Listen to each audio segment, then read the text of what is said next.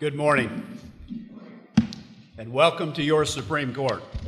On behalf of the Supreme Court of North Carolina, thank you for joining us today on this historic occasion. This is only the 7th time that the Supreme Court has held a session of court outside the capital city of Raleigh since August 1861. And I did say 1861 and not 1961. And the first time that we have held a session of court here in the city of Asheville. This year marks the beginning of a much anticipated celebration of our Supreme Court. The court will turn 200 next year, and thanks to legislation passed by the North Carolina General Assembly, we are pleased to commemorate this bicentennial anniversary by bringing the Supreme Court to the people of this great state. The case you are about to hear today involves an appeal to the state's court of last resort. Because this court is an appellate court, no witnesses will take the stand. Rather, each side through legal counsel will be permitted up to 30 minutes to present its legal argument. We hope that your attendance today will give you a better appreciation of the important role that courts play in our communities and the importance of the rule of law to our way of life as North Carolinians and as Americans. Now I will call the case of N. Ray J.M. and J.M., and we will hear from the appellant.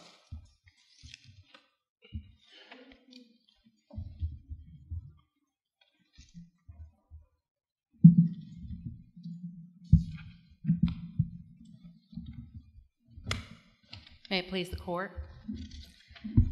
I'm Joyce Terrace, Assistant Appellate Defender, and I represent the father in this matter, and I'd like to reserve 5 minutes for rebuttal.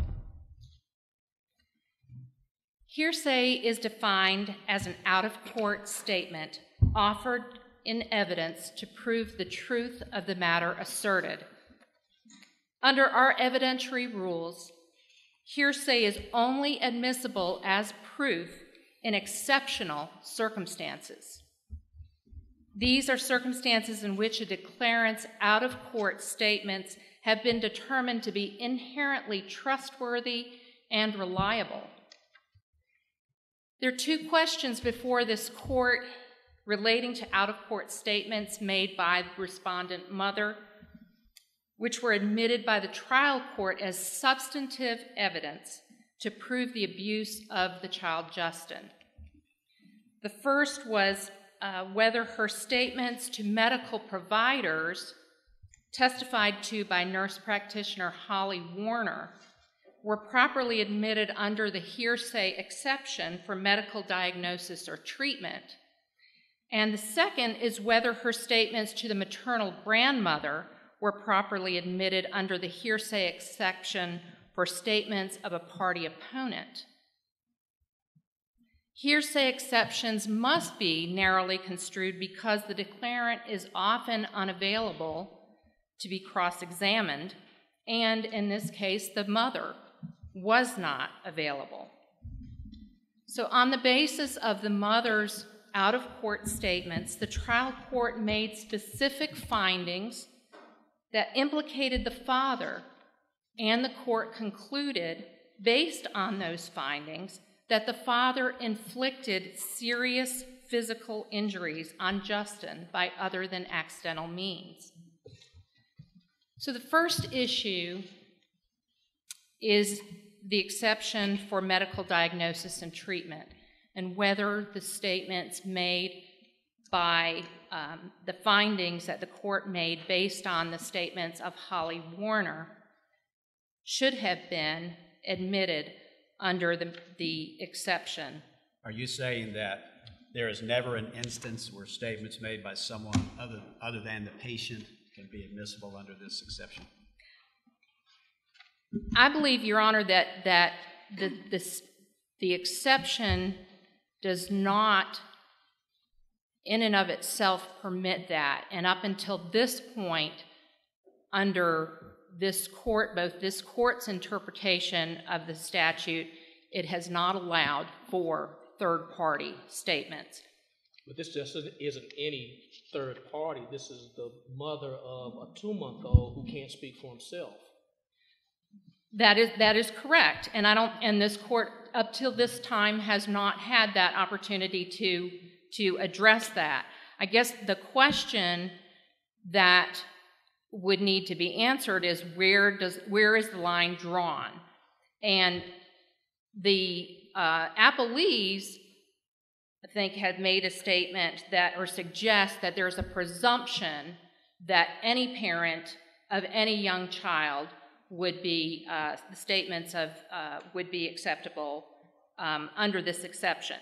I want to go back first in looking at the exception, even though the language of the exception itself does not specifically say that it relates to a patient. I think the official commentary does discuss patient. It does use the word patient. And there are multiple cases in which this court has used the word patient in place of declarant when addressing this exception. Were any of those cases, except for Jones, did any of those cases except Jones involve the use of patient in any way that was dispositive as to the outcome? In terms of addressing a third party, Yeah. is that... Mm-hmm. Jones was the only case that addressed a third party. The other cases were specifically addressing a patient's statements. Hinnant, for example, was a child who was a patient. So basically Jones is the only time where there's been any third party discussion. Correct, by this court. That is right. And those third parties were adults. And so that is the difference. So this court, of course, has not addressed before the situation where it's a parent of a child who is very young, and that is the difference in this case, definitely. Well, let me ask you a quick question about the commentary, which you mentioned that it uses the word patient and indicates that the statements are inherently credible if made for purposes of treatment. In a situation like this one where you have a mother bringing in a very young child, why wouldn't that same kind of assumption of credibility apply? Because there wasn't any sort of adversary proceeding at that point, was there? Well, DSS was involved. DSS had been involved since February of that year. So DSS was still involved with the family and was still providing services. So we know that DSS was still involved. We know from the record, the testimony of the grandmother, she said that she had called DSS. We don't know who she called. Well, she said that she had called, I believe, a Miss Carter.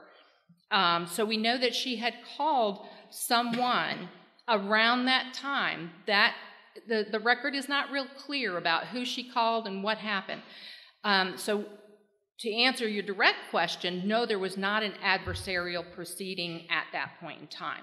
But we do know that DSS was involved with the family.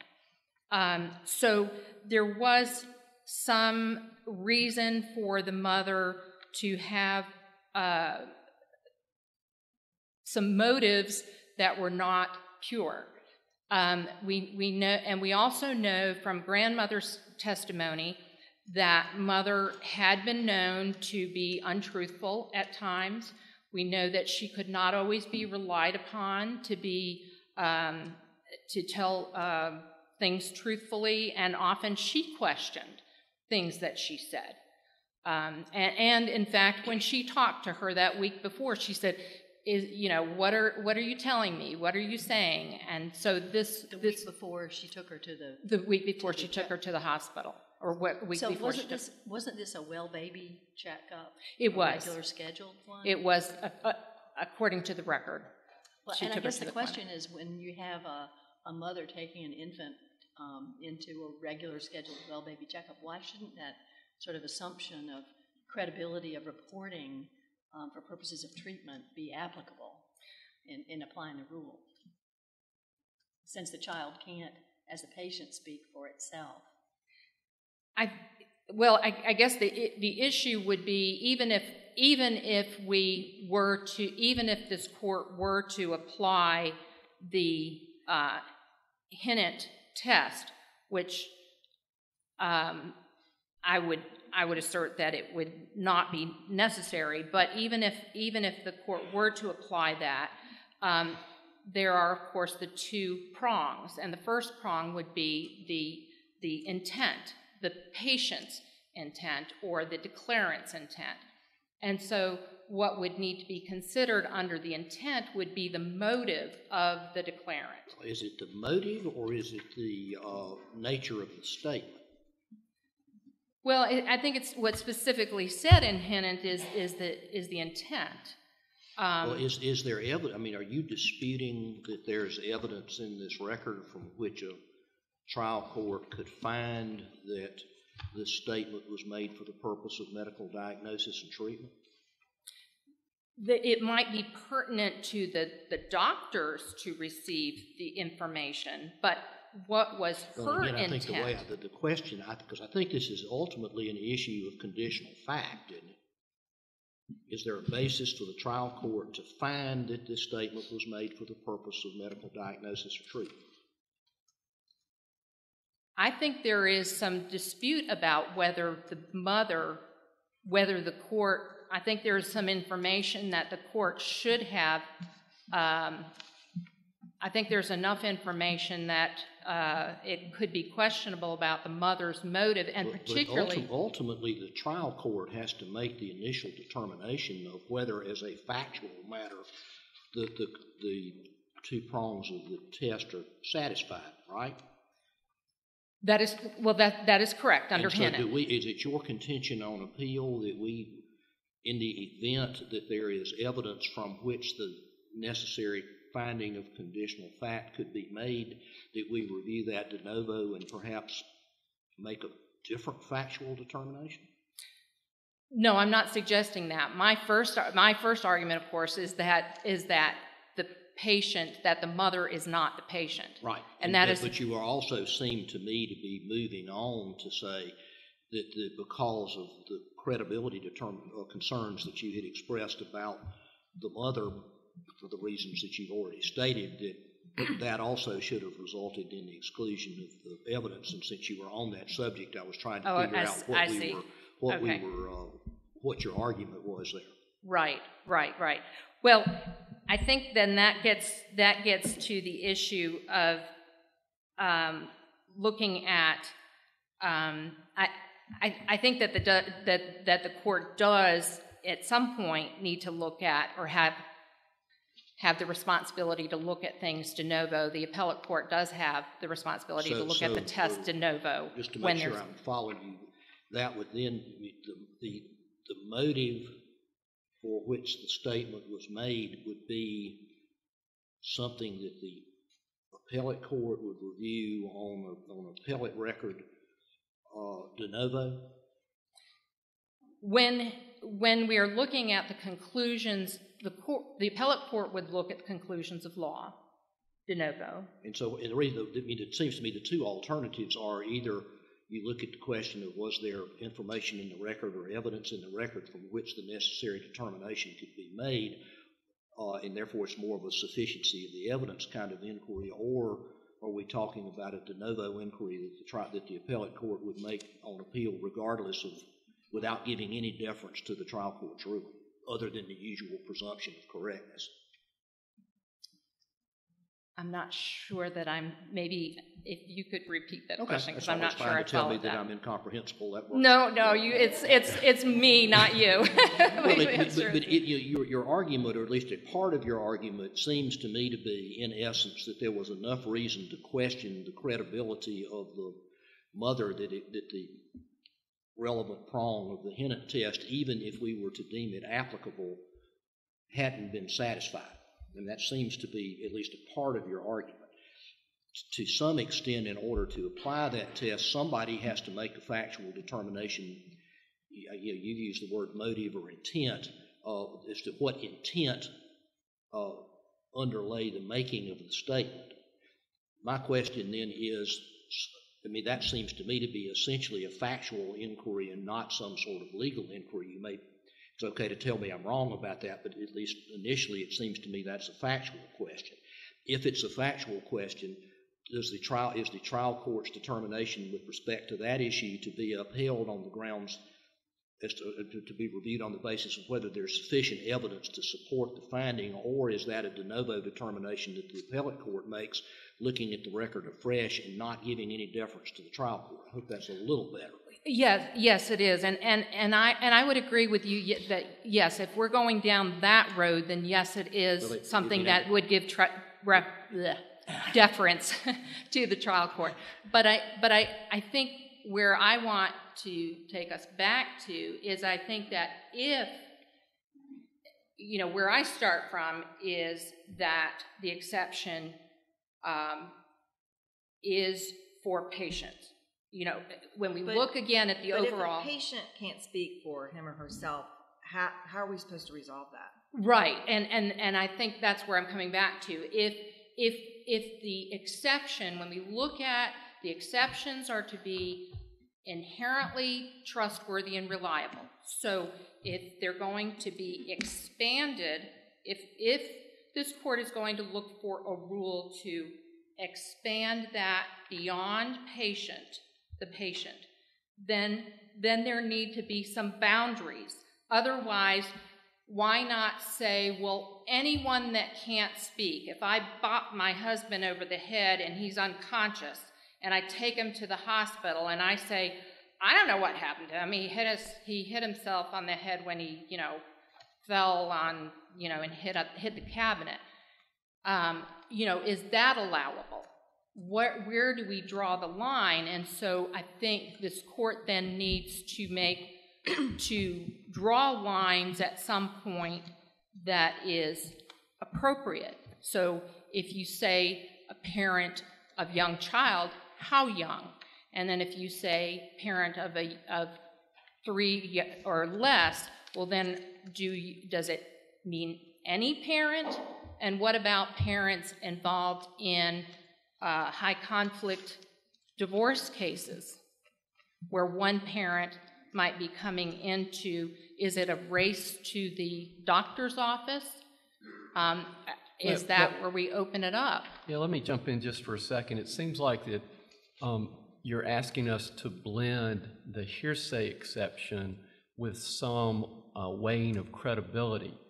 And yet it seems to me that anytime we talk about credibility or motive, that's for the finder of fact, whereas the admissibility would be for the judge. Just because a certain item of evidence meets a hearsay exception doesn't make it credible.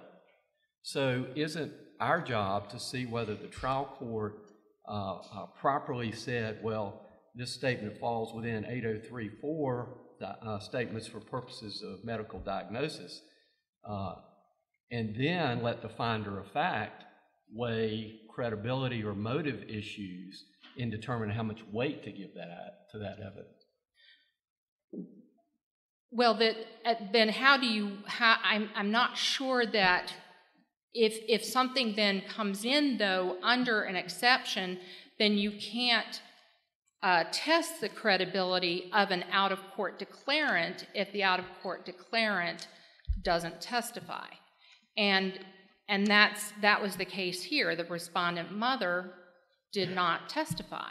So but there's no opportunity. All the circumstances that you've alluded to are certainly part of this record for the trial court, who is in fact the finder of fact in this instance, to consider.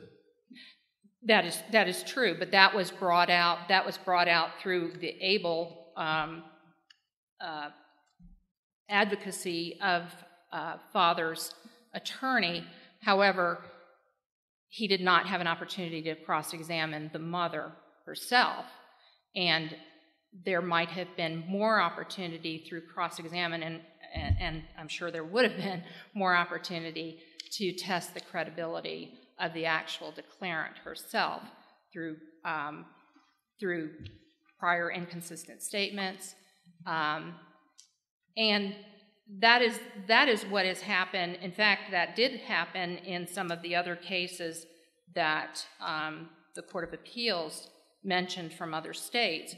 Those were situations in which... This being a case of first impression, isn't this good opportunity then to craft a narrow exception, since we have a 2-month-old here who cannot speak for himself. We have the mother who is the next of kin. Aren't you satisfied that this will be a narrow enough exception if we're going to have to expand this rule potentially at some point to be able to craft it in such a way on this case? This certainly would be an opportunity to craft a narrow exception, but I don't think that this particular one is one in which it would be appropriate, because you have a mother who has the motives, and also you have a situation where you have a mother who was not available to be cross-examined. Well, actually, the mother herself is a party in this matter concerning her parental rights, in that she is attempting, presumably, to show that she should not be held culpable because of the fact that she took no action concerning this abuse or neglect that was alleged. So what would be the motivation you would feel for her not to be, as my learned colleague Justice Hudson was saying, to be inherently credible to find the proper medical attention for this 2-month-old? Are you saying that her statements would make her self-culpable?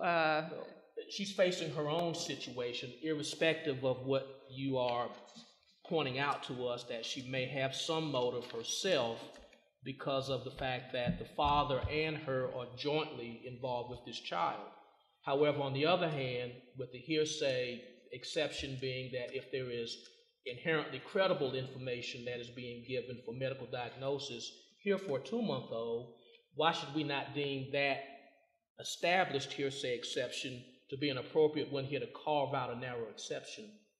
Well, I don't believe that her being the potentially culpable herself should necessarily be what makes her statements reliable, because I think in essence she was blaming the father, and I think that's pretty sophisticated reasoning for someone to realize that they might be themselves culpable. It's for those of us who are in the legal profession, we know that someone would be themselves potentially culpable if they make a statement. But generally, people feel like if they're blaming somebody else, they're blaming somebody else, and they're getting themselves off the hook. And I think that was more than likely the situation, and indeed that is what happened. Father was the one who was found to be the one who was culpable for inflicting the serious injury. Well, in overruling the objection at the trial court, did the trial court make any finding of fact or ruling indicating that the statements were made out of court for some purpose other than for medical diagnosis and treatment of the infant? Because there were only a couple of findings that are talked about in the briefs, and they don't seem to really clearly say exactly whether it was for the purpose of medical diagnosis and treatment. The implication is that they were. Right. The court did not, as often happens, and especially with bench trials, the courts do not necessarily say, I'm admitting this for the purposes of, exception, whatever. It's just, allowed or your objections overruled, and so there was nothing verbalized in terms of what exception that it was allowed under. Does there need to be a specific finding of fact that the statements were made for the purpose of medical diagnosis and treatment? Isn't that a factual matter? That's sort of the key to whether the exception applies? In terms of going through the Hinnett analysis? Just in terms of applying the rule. Well, I think that would be that would definitely be better course for a court to do, is to actually verbalize and particularly in a situation like this where you have a non-patient, it would have been better for the court to have included that in the findings as to why that exception is being applied. specifically why. And if the Hinnant test was applied, I'm not questioning the second prong about pertinence to medical diagnosis and treatment. But the first prong is the issue, is the intent. And so there was no analysis, no evident analysis by the court of that first prong. So, certainly nothing in the order and nothing verbalized at all by the court in terms of an analysis. I think the court just made this quick, just objection overruled. Well, if the findings of fact by the trial court, numbers 13 and 14 that are talked about in the briefs, sort of implicitly find that the statements were made for the purposes of treatment, and there isn't a finding to the contrary, aren't they, in essence, credibility determinations of what her purpose was in making the statements, and why aren't we bound by that? Well, I think she was just making, or the court was making findings about what was testified to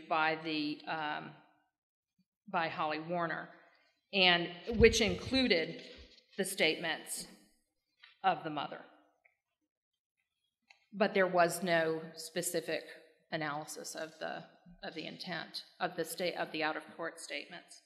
Is there any requirement in any of our hearsay exception jurisprudence with the exception of the residual hearsay exceptions that require specific findings prior to a ruling to admit or exclude such evidence? Not that I'm aware of, Your Honor.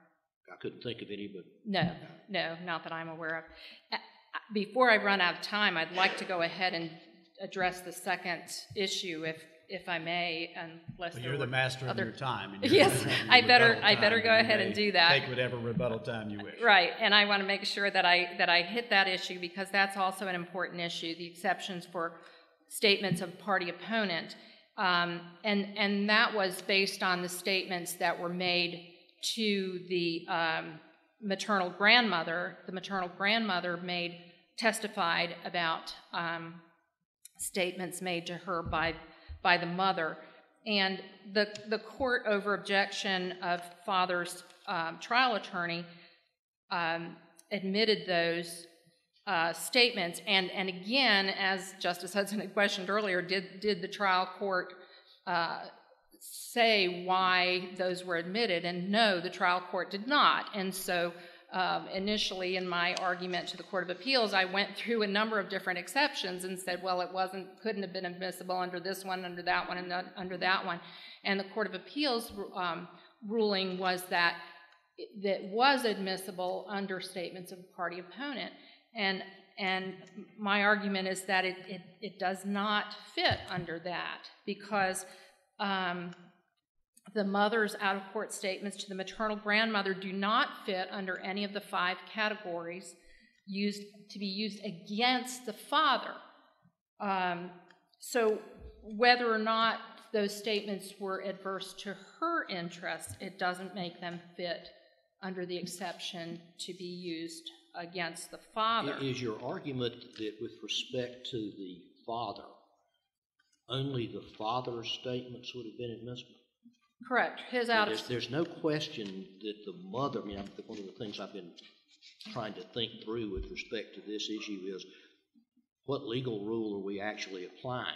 Because there's no question that the mother was a party to a case that the father and the department and the local guardian ad litem would have also been parties. Right. And so what I'm trying to figure out is what is the legal rule that other than some kind of a Rule 403 balancing analysis that says that this evidence is not admissible? Well, it's the Rule 801D says a statement is admissible as an exception to the hearsay rule if it is offered against a party, and then it gives the 5 different... Against a party. Against a party, and it is his own statement in either his individual or representative capacity or a statement of which he has manifested his adoption or belief in its truth. So it doesn't fit under either one of those. It can't be offered against him because it wasn't his statement. It wasn't a statement of which he manifested his adoption or belief in its truth. It wasn't a statement by a person authorized by him to make a statement. He didn't authorize his wife. It's not a statement by his agent or servant. It's not a statement by a co-conspirator of such party during the course or in furtherance of the conspiracy. You've got 125 left for rebuttal, but you... Oh, I'm sorry. Okay. I would like to reserve the rest of my time for rebuttal. Thank you. Thank you, counsel. Appellee may proceed.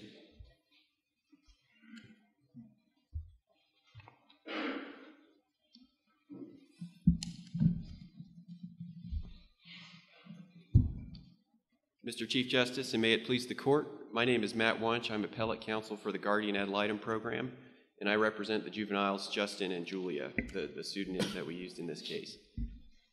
Your Honors, the Court of Appeals' opinion on both of these issues is based on sound logic. First, that a parent has the same motivation to be truthful in seeking medical attention for a nonverbal child that she would have in seeking medical attention for herself if she were the patient.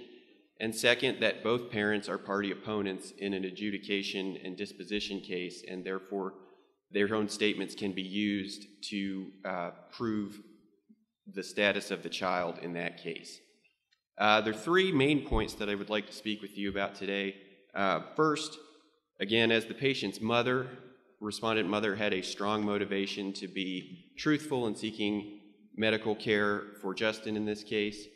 Second, that the Court of Appeals logically applied the Hinnant test to the facts of this case.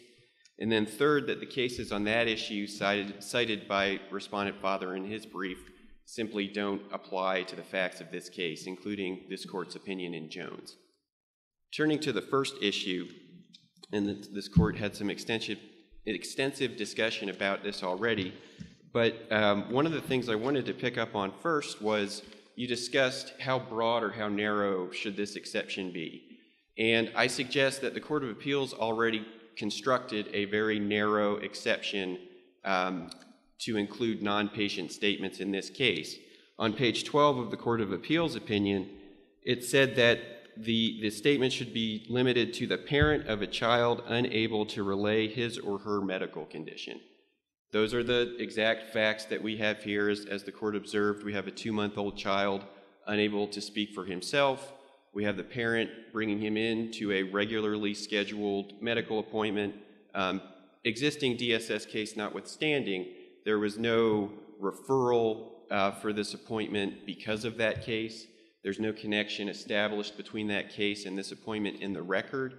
In fact, it's just a visit to Justin's primary care doctor, and in gathering medical history in that appointment, respondent mother makes some statements describing respondent father's abuse of Justin. That gets referred to the emergency room. Again, giving medical history, respondent mother makes the same kind of statements, again describing those injuries. And then finally, the next day, this is between September 8th and September 9th of 2015, respondent mother meets with Nurse Warner, who gathers that history again in order to get Justin the right kind of treatment. Mr. Wunsch, as your opposing counsel suggested, if we agree with this analysis, are we opening the door for parents in perhaps a somewhat different situation who have an adversarial relationship to, I think she said, race to the doctor's office and try and utilize their child for something other than honorable purposes? Well, Justice Jackson, I think that concern is real. I don't think that it's just a fabricated concern. I do agree there could be cases where that's an issue. I think the safeguard for that situation is, especially in our cases, we have a trial court sitting as the fact finder as well as the judge. And so that trial court needs to look at, when it weighs the credibility of that statement, look at the circumstances surrounding it and decide, okay, is this something that I believe, that I think should control the outcome here, not whether it meets that initial threshold of being admissible. So I think that is a concern. I think there is a solution for that concern, particularly if this court adopts a test that's similar to the one that the Court of Appeals defined, which is pretty narrow. Is that your response to the same theoretical problem to admissions of a party opponent, where you have two people potentially at legal risk? It is, Your Honor. I agree on both of these issues. Really, I think that the appellant's arguments are more focused on the credibility of respondent mother's statements rather than the admissibility of those statements. That she points out sort of respondent mother's history and the maternal grandmother's testimony about how reliable she is, but those are issues for the fact finder to sort out. I think Justice Newby observed that in the first part of the argument. They're not so much issues for admissibility. And so as this court reviews these two, or well, not two, there are more than two really, statements in the record, and whether they're admissible, I think applying or adopting the Court of Appeals standard sets a reasonable rule for the very logical reasons set out in the opinion that, and again, that this court observed already too, that we have a nonverbal child. There's no other way for medical personnel to get this history. The Chief Justice talks about expanding this 801D analysis to party opponents. How would you reconcile that in light of the fact that the mother and the father, while in one sense being joint party opponents, on the other hand, have separate interests in terms of the mother has her interests as the maternal parent, father has his as the paternal parent, and yet there can be some finger pointing, especially in a circumstance like this? Well, Justice Morgan, I think part of the answer to that question, especially in this case, is it's an adjudication. It's not a termination of parental rights. It's not a criminal matter. It's not a negligence case where there may be an attempt to distribute liability. In an adjudication, as this court has already held in Ray Montgomery, it's the status of the child that controls. So while the parents may, through the process, have interests that are adverse to each other, at this hearing, relevant to the findings that the trial court had to make as to the status of this child, they really were not on different teams. It doesn't matter, in fact, is my position. Mr. Wunsch, your colleague emphasized a number of times, though, that the definition of abuse requires that the harm be inflicted by a parent, and suggests that this is not purely some disinterested inquiry into the status of the juvenile. It does apparently matter for statutory purposes who inflicted it, doesn't it? Well, Your Honor, respectfully, I don't think it does for the adjudication of abuse. It does matter that somebody inflicted it. It doesn't matter whether respondent father was the party that actually was the abuser or respondent father was the responsible parent who let that abuse happen. And so, in fact, respondent mother's statements here put her on the hook in the adjudication just as much as they do respondent father. That they really are, it's again, I think it's this sort of unique situation in our adjudication and disposition hearings that it's the status of the child that controls. It's not the fault of the parents. That's very well settled. And there may be collateral consequences going forward that may impact respondent father more as the perpetrator of the abuse. But again, respondent mother is also responsible, I think especially under the circumstances of this case, where we don't have her calling the police, calling DSS because she saw abuse. We have her going to a regular well check and then being confronted with Justin's condition and then telling what happened. And that kind of tees up the natural follow-up in terms of the skeletal surveys reveal multiple unexplained fractures. So how do we evaluate that, irrespective of how we resolve the hearsay exceptions? In terms of responsibility, Your Honor, I'm not sure Well, in terms of really sufficiency, evidence in the record of abuse or neglect.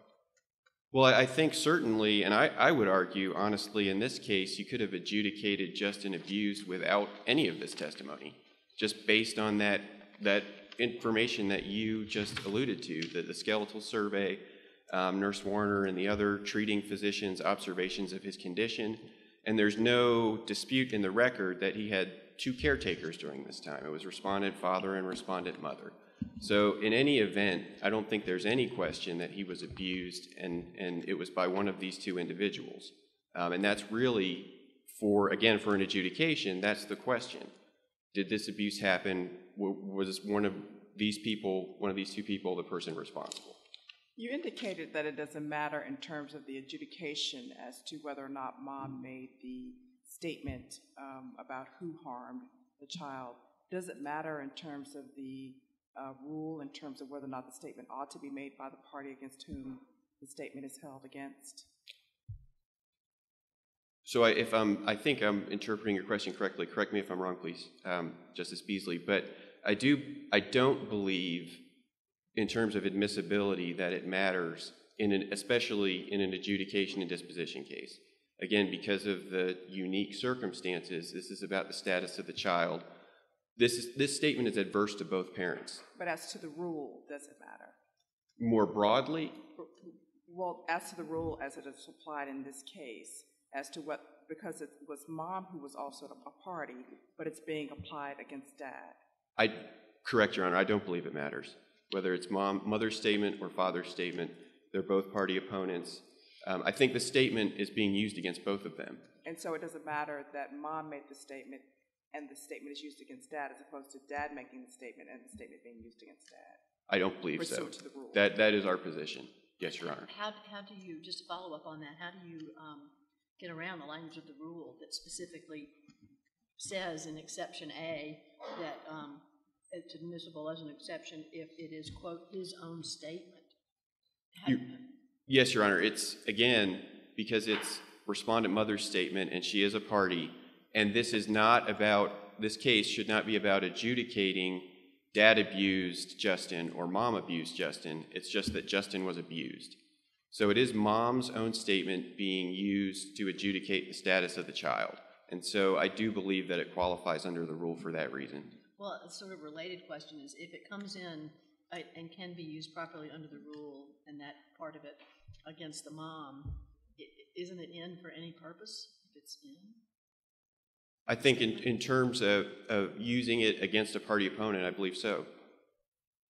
I think it can be used to adjudicate the status of the child. You keep referring to the parents as both being party opponents, and you talk about the status of the child being the determinative factor. Does that really matter in terms of the fact that both parents enter into these kinds of proceedings with the prospect that their interests may potentially diverge, such that arguably they're not joint party opponents at any point? Well, again, I don't believe in the adjudication stage that they do diverge, that it's even possible for them to diverge, because it doesn't do, one parent doesn't gain anything from blaming the abuse on the other parent. That again, I'm a broken record here, but it's the status of the child that is what controls. And so in terms of the adjudication, it's the statements are going to be adverse to either one, both, if they show that the child was abused. So you're saying, if I'm hearing you correctly, that at some point in the juvenile proceedings, they are both going to be considered as joint party opponents, and it's dependent upon which proceeding is happening at the time that would dictate whether or not they are both considered to be joint party opponents or not? I do think that, Your Honor, that the nature of an adjudication is a unique setting. And so on the facts of this case, at this hearing, they were both party opponents. And so the statements, were admissible against both. What implications would it have, though, for future hearings where a court comes in and wants to take judicial notice of prior proceedings? Well, I think there could be implications, but again, it's up to that court at a future hearing to weigh the value of that evidence, to evaluate the findings of fact, and to make its own determination. You have different standards that apply down the line.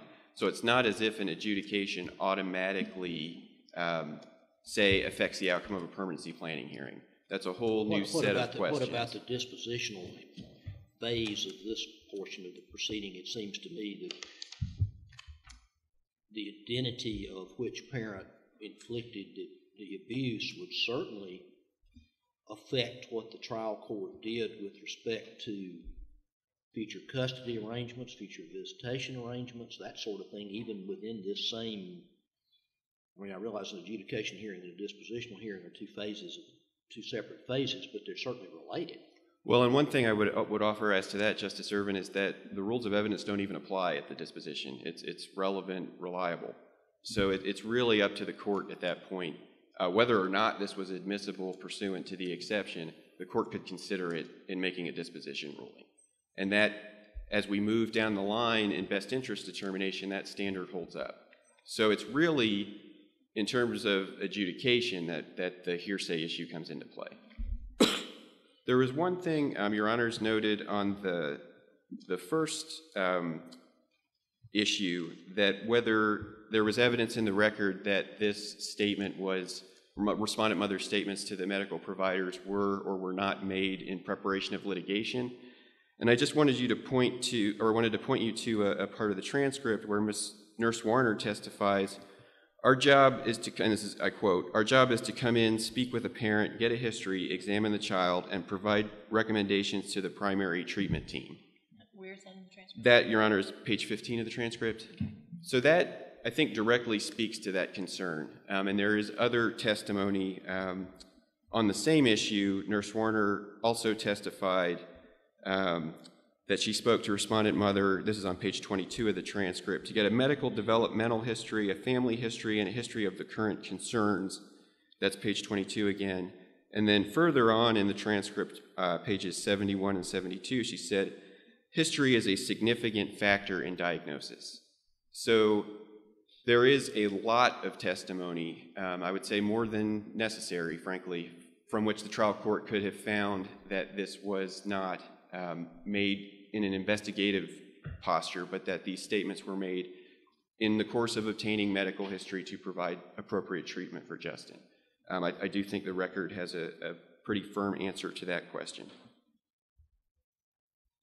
Also, I'd note the statement, I think, as the court observed, respondent mother's statements to the medical personnel were made before the investigation into this abuse was even initiated. So there's no possibility of that factoring into respondent mother's statements. It just wasn't happening yet. Well, and just to be clear, if I understand something you said earlier, is it your position that the finding of whether it was or was not made credibly for the purposes of medical treatment is a credibility determination, ultimately? Well, I do. It is one of the hindrance factors, right. You know, whether it was made for the purpose of obtaining medical treatment. And so I do think in terms of applying the hindrance. Is that based on a credibility determination by the trial court? I don't think entirely. I think there is other evidence in the record that shows or can show that what the purpose of that visit was, what the purpose of those statements were. So I don't think that part of it is entirely credibility. In fact, I think that I would say in applying the hindrance test, credibility goes in another direction, that it's not really part of the purpose analysis. It's made for the purpose of obtaining medical treatment and then reasonably pertinent to that treatment. And again, this record has a lot of evidence as to both of those factors. And just one more, I wanted to point out that Nurse Warner also testified that the cause of non-accidental injuries was important to assess proper treatment. That's pages 31 and 59 of the transcript. So there's no real question of fact here as to, number one, were these made for the proper purpose, and number two, were they reasonably pertinent to providing medical treatment for Justin? The record establishes that very well. I also wanted to talk about the Jones case, which I think you all talked about a little bit with Ms. Terrace, but the Jones case is not applicable here for several reasons. Number one being that it's a criminal case. I've talked ad nauseum about sort of the unique nature of our cases already, but the parties in a criminal case are very differently situated than the parties in a juvenile case. It's not a matter of everybody having their own interest to promote. Again, in an adjudication, it's status of the child is what matters. So although the rules of evidence do apply in both the criminal case and at the adjudication stage of our case, they do so in a little bit different way. Second, the facts of Jones are very different. It's a criminal defendant preparing for litigation, speaking to an expert, trying to prepare an intoxication defense, and has his wife and his mother, I believe, also speak to the expert. He's trying to prepare a voluntary intox defense to a murder charge. And so it's an adult criminal defendant having his mother and his wife speak to an expert explicitly in anticipation of litigation, trying to prepare a defense for that litigation. That really couldn't be more different than what we have, particularly as it relates to the application of the exception that the Court of Appeals applied, where we have a nonverbal child whose parent is making statements to medical personnel to obtain treatment for him. Again, not in anticipation of litigation, not trying to set up a case to make later. It's reliable for the same reasons as courts in other states have recognized, that a parent's motivation to speak truthfully under those circumstances to obtain the right treatment for her child is the same as if she were making the statements for herself. So I think in a very critical way, the Jones case just simply doesn't apply here. It's too distinct and distinguishable from the facts of our case.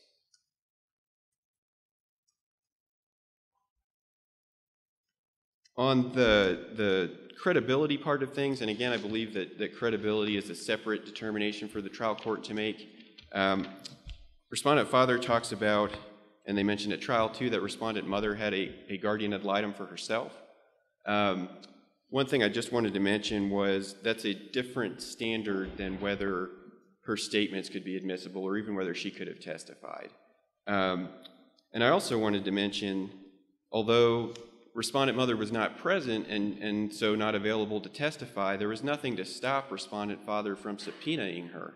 Now, she may have taken the stand and taken the fifth. We can't know that. But in our cases, you can take the fifth, but it will be used against you. So respondent father had that opportunity. If he really wanted to put her on the stand and have her testify, he could have called her. There's nothing in the record that tells us why, other than both of them decided not to be there. But that was an option available to him. He really was not cornered in the way that I think that his argument on appeal characterizes it. He had the option to call the mother as a witness and to put those statements to her if he wanted to attack their credibility or even just generally attack her credibility. And again, she might have taken the fifth, but that also, if he feels like this is a case between the two of them, that would have helped his cause. So he elected not to do that. That isn't something that should get him greater appellate relief now.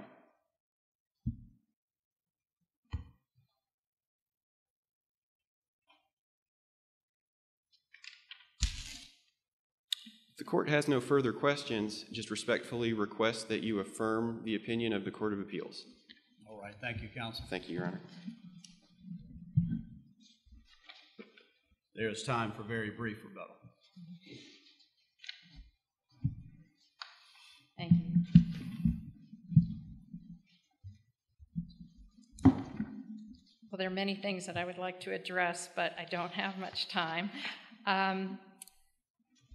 First, I want to point out that the same rules of evidence apply in juvenile cases as apply in criminal cases and as apply in civil cases across the board. So I think that's very important to remember.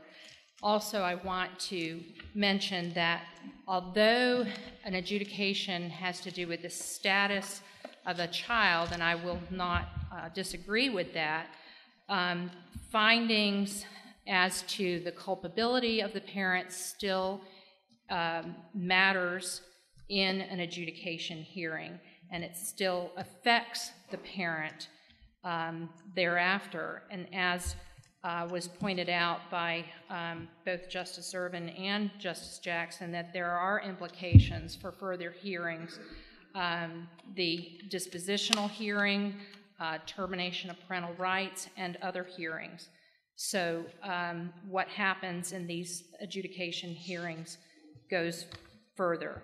So I would ask that this court reverse the Court of Appeals decision as to the admissibility of the hearsay evidence. All right.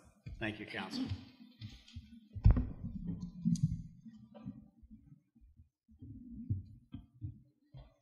I first want to thank counsel for their advocacy in this proceeding. And I'd also like to take this opportunity on behalf of the court to thank everyone for attending this historic session of court. Madam Clerk. All right. Oh yes, oh yes, oh yes. The Supreme Court of North Carolina will be in recess for 30 minutes. God save the state and this honorable court.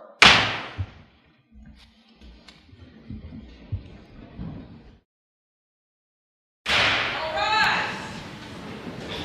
Honorable Chief Justice and Associate Justices of the Supreme Court of North Carolina.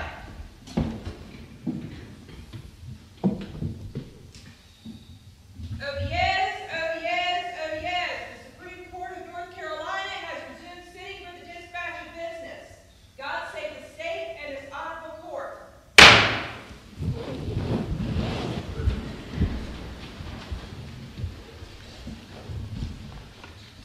Good morning and welcome to your Supreme Court. On behalf of the Supreme Court, thank you for joining us here today for this historic occasion. This is only the 7th time that the Supreme Court has held a session of court outside the capital city of Raleigh since August 1861. And this is the first time that we have held a session of court in the city of Asheville. This year marks the beginning of a much anticipated celebration of our Supreme Court. The court will turn 200 next year, and thanks to legislation passed last year by the General Assembly, we are pleased to commemorate this bicentennial anniversary by bringing the court to the people of this great state. The case you're about to hear today involves an appeal to the state's court of last resort. Because this court is an appellate court, no witnesses will take the stand. Rather, each side, through legal counsel, will be permitted up to 30 minutes to present its legal arguments. We hope that your attendance today will give you a better appreciation of the important role that courts play in our communities and the importance of the rule of law to our way of life as North Carolinians and as Americans. Now I will call the case of State v. Klotz, and the appellant may proceed.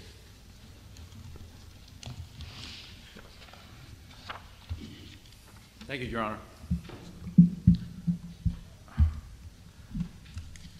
In olden times, people believed the gods resided in the mountains. Moses, they say, brought the law down from the mountains. I just want to begin by saying how honored I am to be here today. My family hails from this part of the state, and I'm thrilled to be arguing this case in Asheville. May it please the court, my name is Joe Hyde. I represent the state of North Carolina in this matter, State v. Sam Klontz. This case is before the court on the basis of a dissent in the Court of Appeals, and also because this court granted the state's petition for discretionary review of additional issues. I'd like to reserve 5 minutes of my time for rebuttal.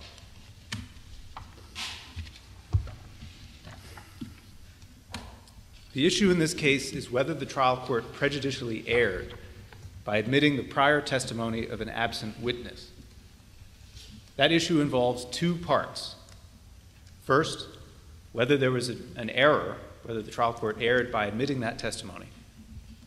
And secondly, whether that error was prejudicial, whether the admission of that prior testimony contributed to the defendant's conviction. I'm going to start with the second part for 2 reasons. In the first place, the first question is confused by the fact that the United States Supreme Court hasn't addressed this particular question since its landmark decision in Crawford v. Washington. As the treatise that the state cites in its brief acknowledges, we can't be 100% sure of what the proper rule is. The authority that we have dates from a case called Barber v. Page. That rule was reiterated in Ohio v. Roberts, but Ohio v. Roberts was overruled by Crawford. So until the United States Supreme Court again squarely addresses this question, an appellate court can't rule on this with any degree of great certainty as regard to the question of unavailability of a witness. Well, but one thing we know from the record is that the state sent its correspondence just a few weeks before trial, even though the CFR regulations that appertain to this issue seem to connote a much greater lead time. That's correct, Your Honor. How should we evaluate that? Yes, and as the United States Supreme Court recognized in Roberts, and I think this case also recognized in Greer, it's always possible after the fact to come up with more things that the state could have done. The test is not whether the state exhausted every possible alternative to procure the witness at trial, but whether the state took reasonable alternative measures to get the witness there. And the federal courts that have considered that question. And by reasonable, do you mean reasonably calculated to get the witness there? I think that's a fair. Is that a shorthand way of saying what the reasonableness inquiry is? I think that's a fair interpretation, Justice. So the question we need to decide, I know you want to go to the second issue first, and we're driving you back to the first, obviously. In order to resolve the first issue, we need to determine whether what the state did in this case was reasonably calculated to get the witness there if possible. I think that's correct. Okay. And the guidance we have on that from federal courts suggests that it's enough for the prosecutor to remain in contact with the witness's commanding officer. I'm looking now at those particular cases where the witness is in the military and is deployed at the time of the trial. What the Chief Justice alluded to the provisions of the Code of Federal Regulations that I don't pretend to be an expert on reading those things, but at least as I look at them, they appear to set out a process by which a litigant can follow in order to try to procure a witness that's in military service. It does. My read of the record suggests that that wasn't done here. There's no finding of that. Is there any evidence that either of the two prongs set out in the relevant regulation were followed? There is some indication that the prosecutor was in contact with a JAG officer. I think one of the provisions of the Code of Federal Regulations allows for service to be made upon the JAG officer. Was service attempted to be made on the JAG officer? I don't believe there's any indication of that. I didn't see it, but we do have a would subpoena. Be the first time I ever missed something. So. Right. We do have a subpoena. There's some indication that the subpoena was sent to her last address within the United States and perhaps also to the base in Australia where she was stationed. There doesn't appear to be any evidence that the state followed each one of those provisions in the Code of Federal Regulations, but again, there was no finding as to whether those provisions were complied with or not. Whose obligation would it be to ensure that such a finding was made? Probably the state, Your Honor. I think the United States Supreme Court has indicated that it's the prosecution's burden to make an evidentiary showing that the witness is unavailable. Now, the question of whether that evidentiary burden is met and then the trial court makes findings either in the transcript or files a written order, I think at the end of the day that's not going to matter all that much, because if you have findings in the record sufficient to support a conclusion, then it would allow an appellate court to review the findings that appear in the record. But the point is well taken. The burden would be on the state to ensure that the proper findings were made. How do we avoid tactical considerations being played out in terms of the unavailability of a witness? You mean like trying to strategize so that you don't get your witness there? I think that's a valid concern. What happened in this case is not how it's supposed to play out. The preference, as all of those Confrontation Clause cases make clear, is to have the live testimony of a witness. Of course, circumstances don't always allow that.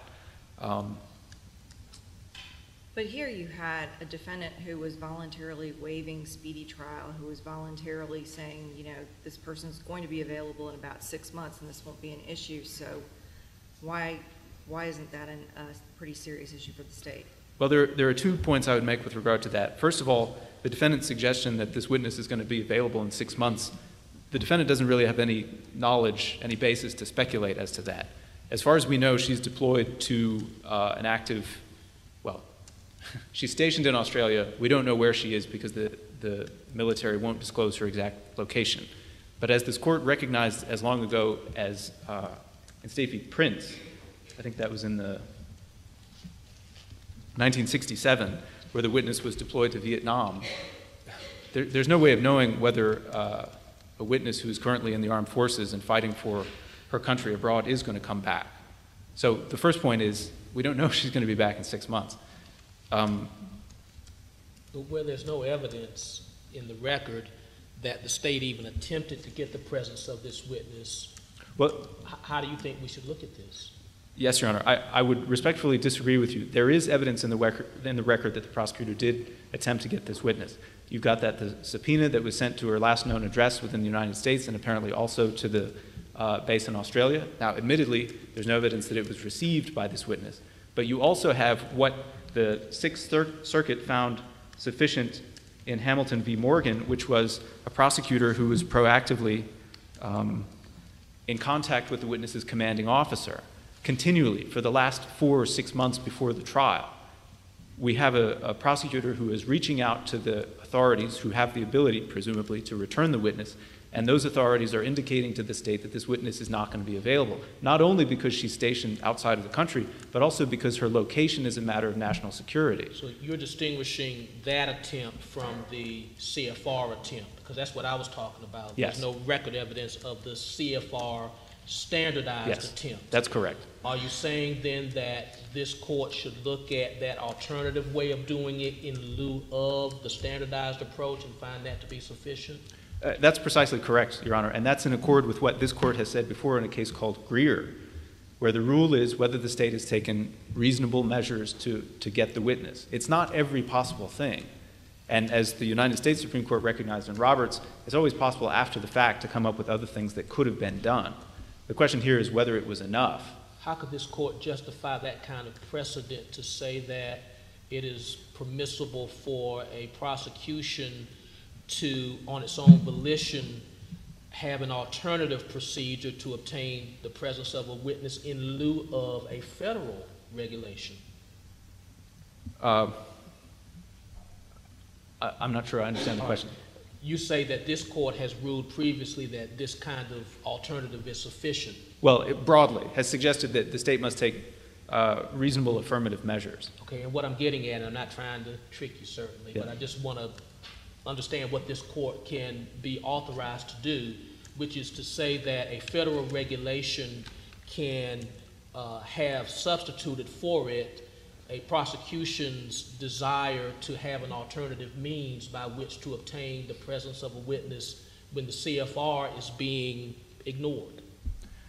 Well, I'll say what I said to Justice Ervin. There's no finding here that the CFR was ignored. Now, it's true that we don't have a finding that those provisions were complied with, but I don't see any, there's not conclusive evidence here that those provisions were not complied with. Now, it's true that if the burden is on the state to show unavailability, shouldn't there be? Yes. The burden is on the state to show unavailability.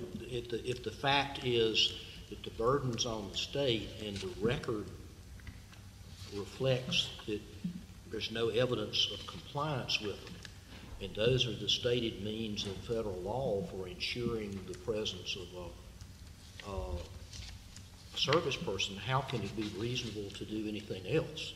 Because a different method might have worked.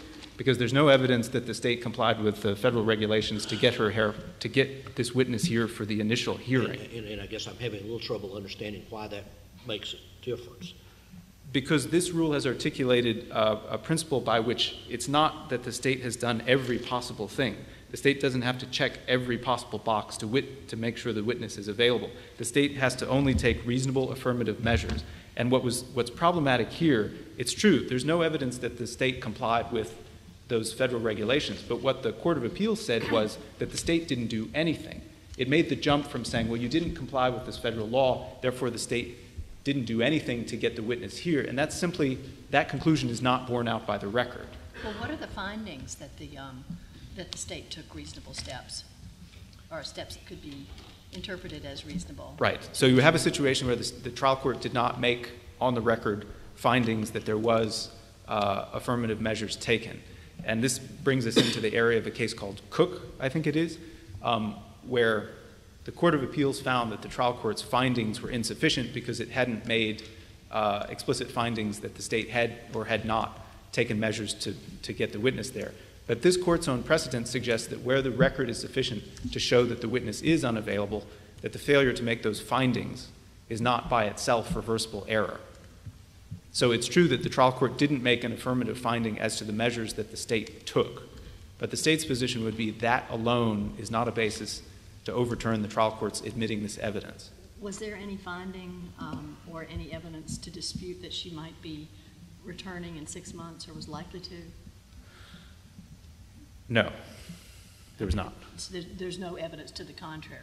There's no evidence to the contrary. She's stationed abroad, and the military won't say where she is. That's all we've got. Well, in one of the briefs, there's some discussion of the fact that the state district attorney controls the calendar of the trial. Right. And could have just delayed the trial until that period had expired, and if she didn't then cross that bridge when they come to it. Why wouldn't that have been at least as reasonable? So the question in that regard, the Court of Appeals goes on and on about the error arising from the trial court's failure to grant the defendant's motion for a continuance. At one point, it becomes the defendant's repeated request for a continuance. And at one point, the Court of Appeals goes so far as to say that the error consists almost entirely in the trial court's failure to grant the defendant's motion for a continuance. But the fact is, if you look at the record, the defendant never made a motion for a continuance. Not once. Well, if the state has the burden of making the showing that it's reasonable, why is it the defendant's burden to make the motion for continuance? It's not a burden on the defendant. It's a question, all of the variables that we're playing with here, the timing of the trial is not one of them. I understand that there might be an analysis that takes that into consideration, and it's certainly true that the state has calendaring authority. But the confrontation clauses from the United States Supreme Court and from this court don't take into consideration the possibility that the trial itself is a movable feast.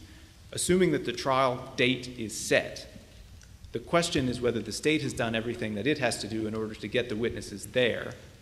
And then on appeal, no burden on the defendant, on appeal, the question of whether the defendant can argue that the trial court erred in denying a continuance when a continuance was never actually requested. So it's certainly true, and I don't mean to suggest that the burden is anywhere else but on the state with regard to getting the witness there. But we need to be very careful about this because the Court of Appeals gets confused later in the opinion. The question with regard to the error is only the unavailability of the witness. Was that unavailability sufficiently shown? There need not have been a finding that it was or was not possible to move the trial date. Well, there is some. Is the unavailability of the witness or the reasonableness of the steps taken by the state? That's the same analysis as a result of Barber v. Page.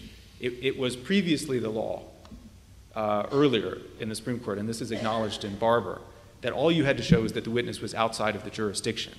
But Barber v. Page makes the unavailability question really more of a question of law, whether the state has taken affirmative steps. And it makes it so that a trial court cannot find a witness as unavailable unless the state has made an affirmative showing that they did more than just sit back and say, we don't have the witness. Is it the state's contention then that the specific timing of the trial is irrelevant? It's not irrelevant. It's that the trial date is not a variable that's considered under confrontation analysis. Well, I mean, your colleague proposes that we think about whether we have a permanent or a temporary lack of availability. Right. Does that analysis have any role in the way we should look at this case in your view? That question is derived from cases dealing with medical unavailability, and I think this court has confined that particular analysis to those medical unavailability cases in a case called Chandler. Logically, is there any reason to confine it to medical unavailability? Yes. The reason for that is that the same. I'm sorry. Barber v. Page comes down from the U.S. Supreme Court at about the same time as another case called Mancusi v. Stubbs. In Mancusi, you have a witness who is out of the country, become a resident of Sweden, if I recall. So there remains for a little while in the U.S. Supreme Court cases a tension between Barber that says the witness is confined in a penal institution in another state. It's not enough for the state to sit back and say the witness is unavailable. And Mancusi that says where the witness is out of the country, really the state doesn't have to do anything more than show that the witness is out of the country. Well, hypothetically, let's assume, and I'm never very good at posing hypotheticals, so if this becomes incomprehensible, just tell me. But let's say hypothetically that we have a case that's set for trial for the first time in July. Mm-hmm. The witness cannot be there in July. However, the witness can be there in September. Is the fact that the witness can be there in September relevant to whether there is an unavailability problem with the July trial date? No. The confrontation analysis asks only whether the state has made a sufficient showing that the witness is unavailable at the time of trial. So if the state takes reasonable affirmative measures to get the witness there at the time that the trial is scheduled, I think the court and the defendant has a prior opportunity to cross-examine that witness. That would be the proper analysis for Confrontation Clause purposes. I don't see any authority in the United States Supreme Court cases that this court is bound by or this court's precedent to suggest that the possibility of moving the trial is a variable that has to be considered. If for no other reason is it makes it too complicated. There's so many kind of moving parts here. It's not sufficiently complicated now? Well, that's precisely the point. There are a lot of moving parts here, and the suggestion that not only is the witness moving, but the trial is also moving, it begins to be harder to kind of wrap your head around how a court is supposed to make that determination. You started your argument with a discussion of there's a degree of uncertainty Yes. in the legal standard in light of Crawford and Barber, Yes. QC, and the other federal cases. So we have our own cases, Yes. such as Fowler. What relevance do we have in terms of comparing the Yes. degree of reasonable measures taken here to other cases in which we found Yeah, the measures were adequate? Yeah, I will address that. I would like to get to the prejudice question. This case's precedent in Fowler, I think, was a case where the witness was had become a resident of India. And then this court's case in Nobles is a case where the state had basically done nothing to make the witness available. There's another case, Greer, which I think is one where the witness couldn't be found, if I'm remembering correctly. This court's case law is useful in assessing this question, but it contains the same kind of tension that exists in the U.S. Supreme Court case law that tries to reconcile the availability of the witness with the possibility that the witness is out of the country. And where the witness is out of the country, that's always weighed in favor of a finding of unavailability. So I think that's reflected in the U.S. Supreme Court case law as well as in this court's case law, particularly Fowler. Now, in Nobles, the defendant makes a point of saying that Nobles points out that Price was overruled. Nobles does distinguish Price, which had been relied on by the state. Price is the one, remember, where the witness was serving the United States military in Vietnam. Nobles does make a point of saying that Price predated Barber v. Page, but it also points out that there is no evidence in Nobles that the witness was out of the country, which in my mind leads to the conclusion that that remains a valid consideration. And where the witness is abroad, as in this case, that weighs in favor of a finding of unavailability. Is there a common thread throughout these cases upon which you can articulate for us what would be a way to measure what is a reasonable standard in light of the fact that it's such a subjective determination? I'm not sure I do, Your Honor. It's a judgment call, and I think it would have to be assessed on the facts of the particular case. On the Just one of those totality of the circumstances kind of cases, you would say? I'm not sure I've seen that terminology with regard to this question, but I think that would be fair to say. We have Nobles where the state basically did nothing. We know you have to do more than that. We have other situations where the witness just simply can't be found. And there is some suggestion here that the military would not provide the precise location of this witness. That's not to say she was out of reach of somebody. But, right, how do you determine how much is enough? That's why I think it would...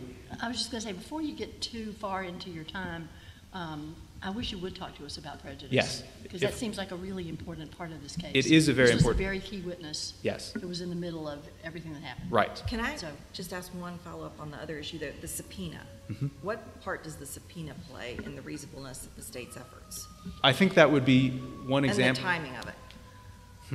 The timing is more difficult. The fact that there was a subpoena is an affirmative measure taken by the state. I think to return to the Chief's question about strategizing, if you were to send the subpoena on the day that the trial began, I think it would be pretty clear that that would not be sufficient. But that's not what happened here. I think it was a few weeks before. The Court of Appeals pointed out that there's no evidence that the subpoena reached the witness. That maybe is not so relevant. It was sent in time that it maybe could have gotten there. I would like, if I may, to turn to the prejudice question, because I think it's the second reason for addressing that question first, although we're sort of past that. is that it provides this court a much easier way to resolve this case. The defendant couldn't possibly have been prejudiced by the admission of evidence that benefited him. In this case, the reason for introducing the prior testimony of this witness, Wiseman, was that she was the only person who was present at the altercation between the defendant and the victim who wasn't either the shooter or the victim.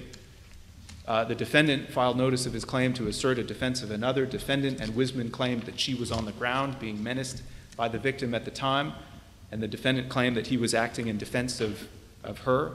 The victim, however, was shot 3 times in the back. So it becomes a question of the believability of one witness or the other. Now, usually the prejudice analysis is pretty straightforward. You ask whether the admission of this evidence contributed to the conviction. But if you look at what the Court of Appeals did in this case, the prejudice analysis actually kind of takes a wrong turn. Well, how does their analysis differ from that the United States Supreme Court employed in, like, Davis, for example? Right. So the question with regard to the admission of evidence, and this is actually Well, Davis also involved the admission, didn't it? I would also point this court to Arizona v. Fulminante and this court's precedent, State v. Lewis, which is an example of that, where it's a constitutional error. The state has the burden of showing that that error was harmless beyond a reasonable doubt. And where the error involves the admission of evidence, the question is whether, considering the other evidence in the case, the admission of that evidence contributed to the conviction. But take a look at what the Court of Appeals did here. Throughout the section of its opinion dealing with the error, it says again and again, defendant argues that the trial court erred in admitting this evidence. The error in admitting the evidence was a Confrontation Clause violation. The trial court erred in allowing the prior testimony of this witness. But when it comes to arguing prejudice, we're no longer talking about the admission of evidence. We're talking about a curtailment of the defendant's opportunity to cross-examine. In fact, you get the rather startling assertion on page 556 of the Court of Appeals opinion, the error was not in admitting Wiseman's testimony. And the Court of Appeals proceeds to examine whether there was a deprivation of the defendant's right to cross-examine.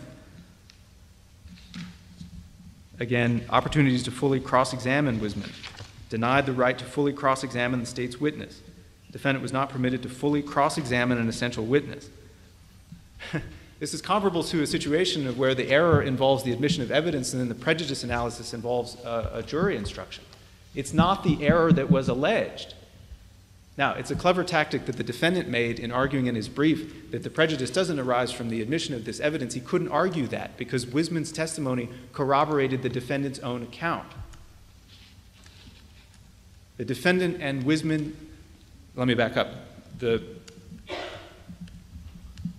The victim says that Wiseman jumped out of her truck and ran into the woods. Defendant and Wiseman say that she was jerked out of the truck and that the victim held her up against a tree. The victim says that he pushed Wiseman and she fell. The defendant and Wiseman say he threw her to the ground and was standing over her and about to deliver a blow at the time the defendant fired his gun.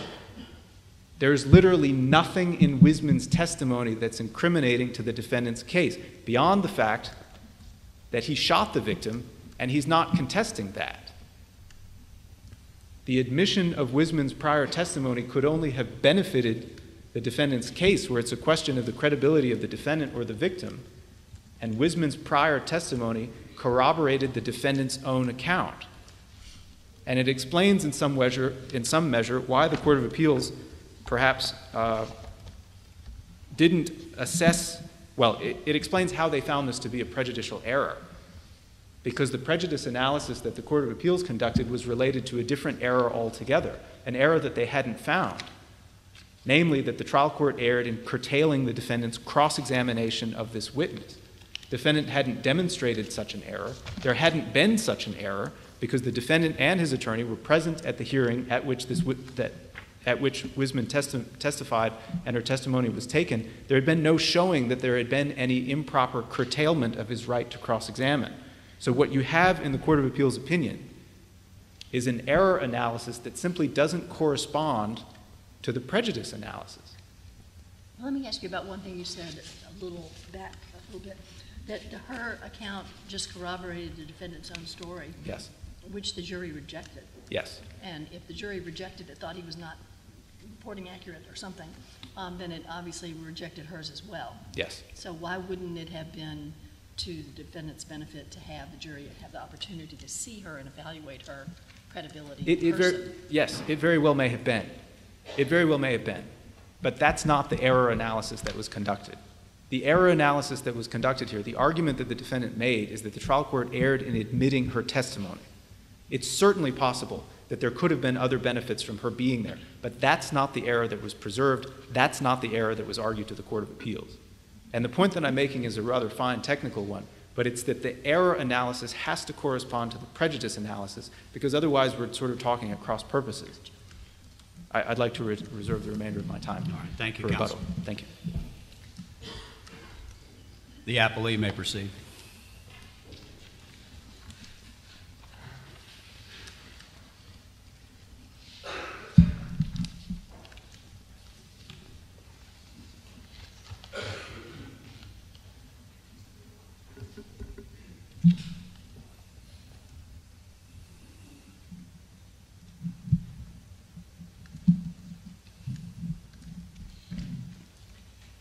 Good morning, Your Honors, and may it please the Court, Mr. Chief Justice.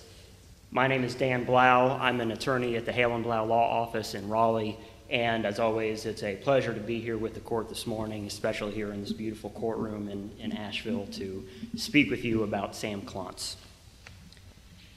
Your Honors, confrontation rights come to us on faded parchment. A defendant's right to cross-examine the state's witnesses face-to-face before the jury is, of course, one of many trial rights, but it's also more than that. This court recognized 130 years ago that there is no surer safeguard thrown around the person of the citizen than this guarantee contained in our Declaration of Rights. But that safeguard of liberty is not something to be enjoyed merely with the state's permission or at the state's convenience. Yet that's exactly what happened in today's case. Sam Klontz's safeguard of liberty was sacrificed for the state's convenience and not out of necessity. We contend that Sam Klontz's confrontation rights, state and federal, were violated for two reasons. First, because the state's essential witness was not actually unavailable, and therefore it was error for the trial court to have admitted her deposition in lieu of live testimony. And second, because that error contributed to his conviction and was therefore prejudicial. And for those reasons, at the close of argument today, we will ask this court to affirm the Court of Appeals decision. Early cases from this court, going back to the mid to late 1700s, emphasized that confrontation requires that a state's witness be put face-to-face before the jury. Permitting the state to use a pretrial deposition in lieu of live testimony is not a right that the state has. It's not something that's provided to the state by statute, and deprives the accused of his right to confrontation. The United States Supreme Court has also recognized for more than a century that confrontation rights guarantee the same thing, a meeting of the witness before the finder of fact. There's an exception, of course, if a witness is unavailable. And the question that, of course, flows from that is, what does unavailable mean? Certainly there are situations where this is an easy question to answer. For example, if a witness is dead, we know that that witness is unavailable and there's nothing the state can do to produce the witness. But in other situations, the United States Supreme Court has told us in the Barber case in 1968 that a witness may only be considered unavailable if the prosecution has made a good faith effort to obtain that witness's presence at the trial. The state seems to suggest that there's some question about whether that test remains the law in the aftermath of Crawford. And if you address that in your brief, I didn't see it. And I don't believe that's the case, Your Honor. What Crawford did was, of course, prior to Crawford, under the rule established in Ohio v. Roberts, hearsay was admissible under the rules of evidence if there were sufficient indicia of reliability or if it fell within a firmly rooted hearsay exception. And that would be admissible whether or not there had been any prior opportunity for cross-examination.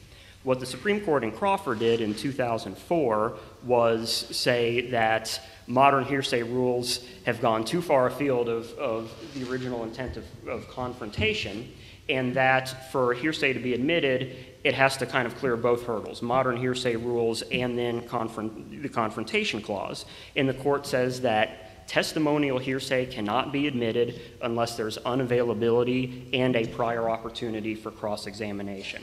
The court in Crawford said absolutely nothing that I believe would affect the standard in Barber, which is that in order for the witness to be unavailable, the state must make a good faith effort to procure that witness's attendance. So to the extent that the state claims that there is some sort of gray area about the legal test to be applied in this case, I don't believe that's the case. I'm not aware of anything suggesting that the test set out in Barber in 1968 is not considered good law. Is there any special significance? The state's attorney talked about where the witness is outside of the country itself. Does that, in your view, have any significance under the case law? Well, Your Honor, one interesting thing that the state said was that the Barber case in 1968 established that absence from the jurisdiction does not mean that the witness is per se unavailable. What's interesting is it took the United States Supreme Court 98 years to catch up to this court, because this court had reached that conclusion in 1870 in the Thomas case, which involved a criminal trial where the witness, I believe, was in Missouri. The prosecution had made no effort to get the witness to trial, and this court said, just because the witness is outside of the jurisdiction doesn't relieve the state of its requirement that it make an effort to get the witness here. So really what Barber is a 98-year later federal recognition of what this court had recognized all along. Must the state have complied with the Code of Federal Regulations here in order to have made a reasonable effort in good faith? Your Honor, I think if good faith requires anything, what it requires is that if there are reasonable options that permit confrontation and other options that don't, the state must select an option that permits confrontation. Specifically with the federal code, or it would be my contention that there were probably 4 different reasonable options that the state had here. The code among them, but not just the code. Of course, sometimes the problem we have is a timing problem where the witness may be available to testify, but just can't come to this particular trial date. In those cases... Your colleague, I think, answered one of my questions by saying that the only thing we can focus on or should focus on is the availability at the specific session in court that the case is scheduled to be tried. Obviously, your brief would suggest you don't agree with that. Tell me why. Well, Your Honor, one thing that was brought up before and is very important to remember is that the state, by statute, has essentially exclusive calendaring authority in this state, which is different than every other state in the country, except, of course, with the inherent authority that the trial court has to oversee these things. I think we could imagine a situation where the state knew ahead of time that a witness would be unavailable in a certain period and intentionally calendared a case for trial at that time when the witness would be away. And then would it be reasonable or in good faith for the state to then come into court and argue, oh, we've calendared the case, we've got calendaring authority, witness isn't going to be here, so we don't need to consider moving the trial date as part of what's reasonable. I think we could all agree that that would not be good faith. Now, I think one interesting case to look at in the military... What obligation do you have to move to continue the case under that set of circumstances? Well, none whatsoever. Why is that? Because, well, the state, of course, is the proponent of the evidence, and as the proponent of the evidence, and this is something that's reflected in many courts, including the Fourth Circuit case of the Smith case in 1939, and I believe in others, that says If the state is the proponent of the evidence, then it's on the state to demonstrate that the evidence is admissible, and it's incumbent upon the state to demonstrate good faith efforts to get the witness to court. What the defendant does is assert his or her confrontation rights, and it's up to the state to make sure that the evidence is admissible. This argument about whether or not the defense moved for a continuance or whether the defense was required to move for a continuance, I think completely misses the important issue in this case. The defense objected in person and in writing at least half a dozen, if not closer to a dozen times, to the tactic that the state was attempting here, and said it proposed alternative trial dates, said we would agree, we would consent to continuing the case out until December, we would agree to these various other things, and I just don't think the question here is whether this should be or could be construed as a defense motion to continue. The defense was proposing solutions so that his client, my client, Sam Klontz, could have the opportunity to cross-examine the state's essential witness in front of the jury. In the Vanderwire case, which is from the Court of Military Appeals, and we have to go outside a little bit because there's really not a whole lot of precedent in this state for military deployments. But in the Vanderwire case, we have a very similar situation where the witness is on a deployment aboard a ship. The prosecution knows about that deployment months in advance, and according to the court, just as here, I'd submit, makes literally no accommodation whatsoever in setting or moving the trial date to accommodate the witness's schedule. And the Court of Military Appeals says there's nothing in the record to show why the case couldn't have been called before the deployment or couldn't have been called after the deployment. There's no reason that the trial court should have had to resort to what they refer to as a weaker substitute for live testimony. Now, to what extent are you engaging in the Monday morning quarterback consideration that the state, from Roberts and other cases, is this always going to be an inquiry of what more the state could have done or what, in fact, it did do? Well, I think the cases that focus on give Your Honor an example if I could find it. The cases that focus on what the state could have done, we have a case where, and this is in Roberts, where the witness had left a year or more prior to trial, was in another state, had limited contact, one telephone conversation with her parents, no one knew where she was. 8 months before, it seems there might have been contact with some sort of social worker all the way across the country. And the United States Supreme Court said, look, in retrospect, the state could have sent an investigator out there and tracked down the social worker whom she spoke with once 8 months ago and tried to follow the dots across the country to whatever state she was traveling in. And the court said, but we're not going to require the state to go to these, extreme efforts. The state just has to make a reasonable, good faith effort. But that is completely different from the situation before Your Honors today. Well, let's be abstract about this. Okay. On an abstract level, I guess you would concede that it might be a little harder to procure the presence of a witness who is outside of the country and who the prosecutor is being told they can't learn the exact whereabouts versus someone who might be in another state or simply outside the... Well, my first response, of course, is there were two really good ways the state could have avoided that problem, which was calling it before she deployed, when they'd already brought her there for her deposition, and set aside 3 trial days, or waited until she returned. So I'll preface my answer by saying that. Because you were certainly not being abstract there, but... In the record of this case,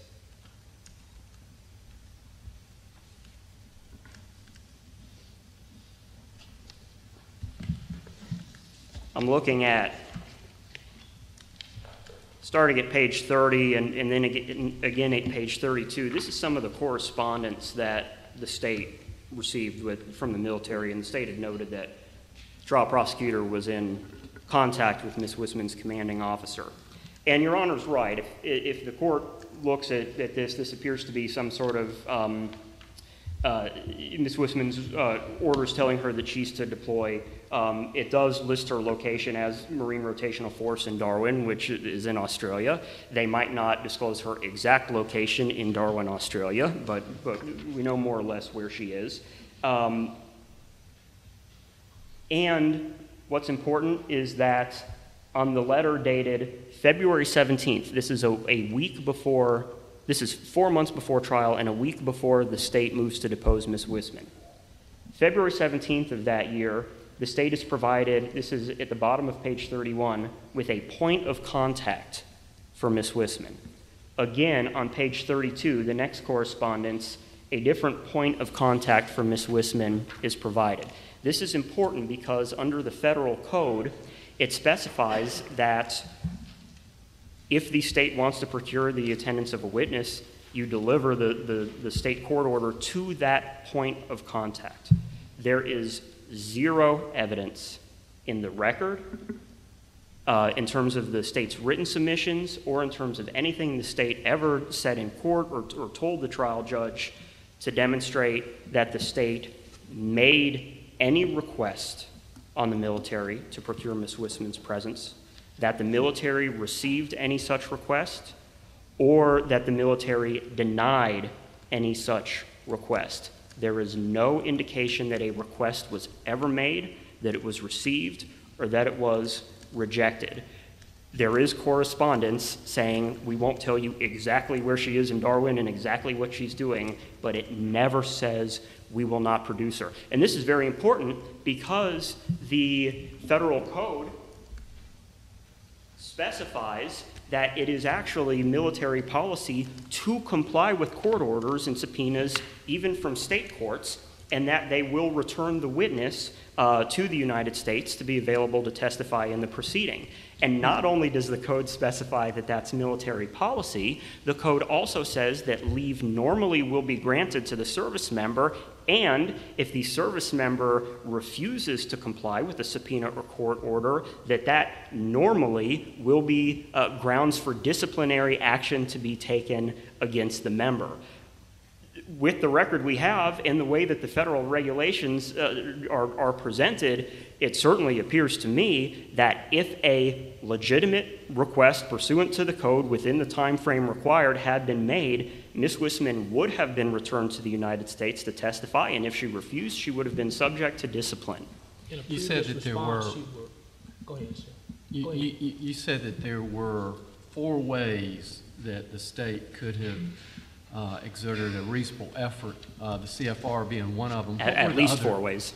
What were the other 3 options the state had to show reasonableness? Call the case prior to the deployment, at the time when they flew her in for her deposition. So reschedule. Well, yes, reschedule prior to deployment, reschedule after deployment would be the second. I count that as 1, reschedule. Your Honor may count my 4 as 2. It benefits me certainly to make the number as big as I can, but a rescheduling either before or after. And then maybe Your Honor's second, what would be my 3rd or 4th, is compliance with either of the alternative means in the federal code. There's a subpoena process that wasn't... So in effect, the only reasonable way that the state can prove reasonableness is to comply with the federal code or move the trial so the person shows up. Well, I think... There may be other ways that just haven't been presented or offered by the state. I wouldn't limit it to that, but there were at least those reasonable options available to the state. Now, what the state did, of course, is quite different. The state, per the record we have, makes no request ever on the military. Let me ask you about per the record we have. This is not on appeal, this is on a MAR, an appeal of a MAR. Motion for appropriate relief. That it is on direct appeal also. The MAR was filed within 10 days after conviction. Is there any, on the record before us, would it make sense to send this back to the trial court for adequate findings with regard to the reasonableness of the efforts made? Well, I don't believe so, and I don't believe, or at least I'm not aware of any precedent from this court in an unavailability type of situation or a hearsay type of situation where this court has remanded a case for those types of findings. Typically, when one party is the proponent of some evidence at trial, that party must demonstrate to the court that the evidence is admissible. If the proponent party does not meet that burden, I don't believe the proponent party can then argue on appeal, oh, I messed up by not explaining myself well enough to the trial judge. Please send the case back so I can let the trial judge know exactly what it was that we did, and I can kind of come back and kind of bootstrap other things onto my argument before. That's just not something that this court would typically do. Let's turn for a second, if you would, to prejudice. It does seem that there were three people present. There was the defendant, there was the victim, and there was this woman, and it does seem like her testimony was certainly vital to the defendant. I'm not quite as certain why the state thought it was important to introduce it. Can you tell us how the use of this deposition where the defendant was represented and there was cross-examination, how that was prejudicial to your client? Absolutely. And I think, and I've noted in my brief, the state's view of prejudice in this case is exceedingly narrow and I believe inappropriate.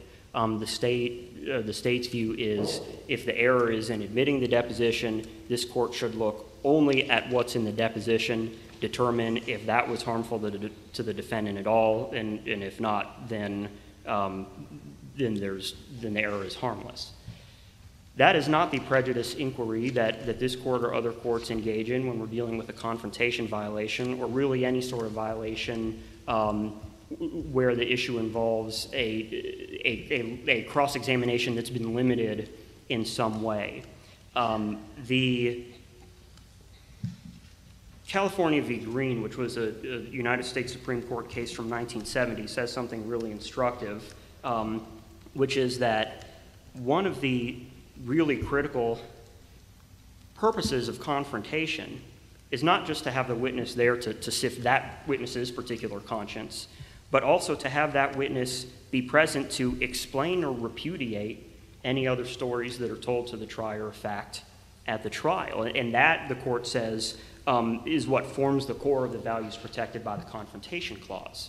And we have a situation in the case today where when we look at prejudice, the inquiry cannot just be what was in the deposition itself. It's what opportunity was lost and what opportunity did the defendant not have and not be able to take advantage of by the fact that his confrontation rights were violated because the witness wasn't present in court.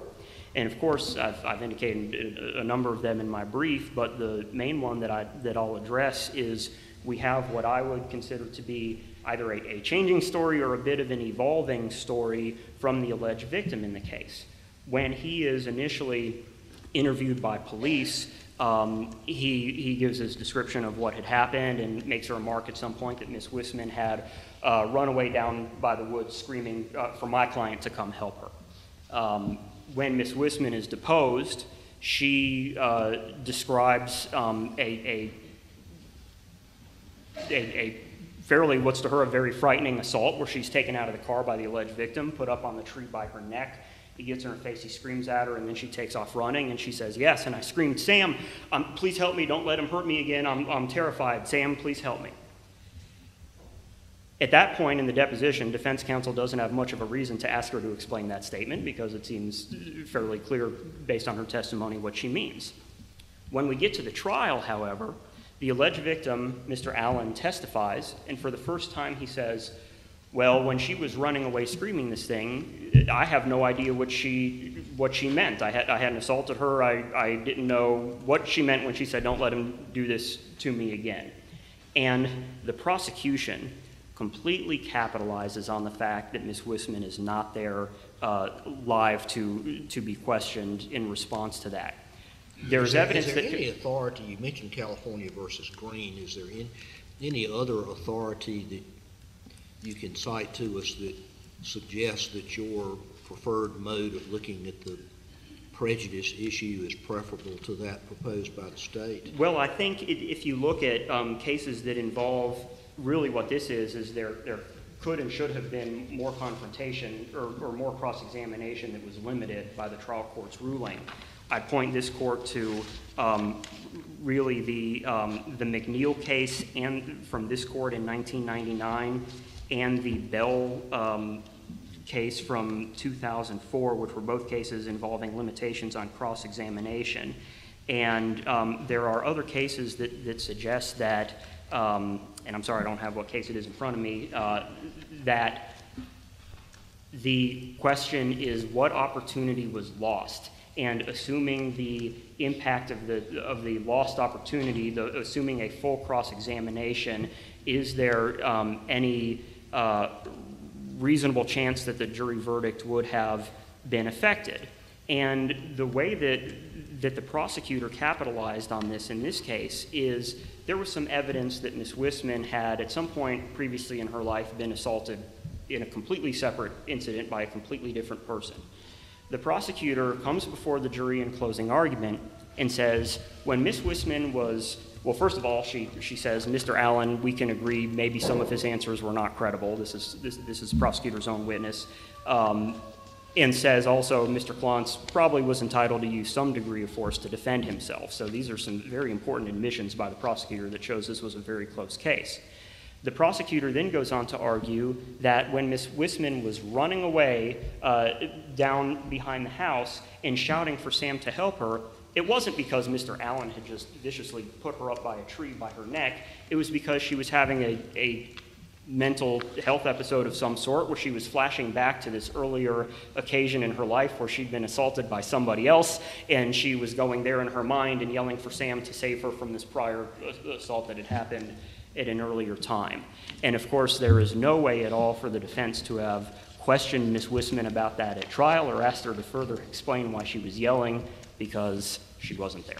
Can you quantify the reasonableness test that you would offer to this court in lieu of, in this kind of instance, the state having decided that it was not going to, at least according to the record, there was no finding that the state had complied with the CFR standard, but yet you readily admit there was an alternative to compliance with the code if the record had so found.